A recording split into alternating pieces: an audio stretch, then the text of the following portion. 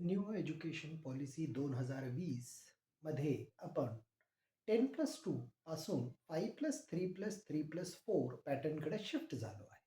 याची विशेषता अशी आहे, की पहिला जो 5 इयरचा पिरियड आहे, त्याला आपण फाउंडेशनल स्टेज म्हणतो.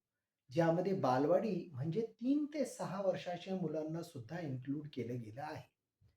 आपण या मुलांसाठी आधी खेळणं, मुलांशी बोलणं, समाजामध्ये वावरणं ह्या गोष्टी तर बालवाडीत शिकवत होतो. पण एफ-एल-एन अर्थात फाउंडेशनल लिटरसी अँड न्यूमरसी मात्र सुटत होती.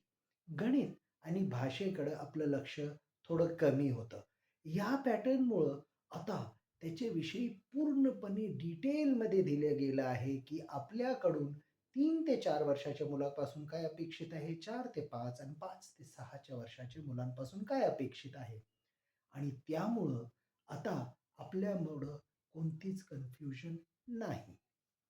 मी डॉक्टर प्रवीण कुमार जाधव याच्याविषयी अजून घेऊन येत आहे.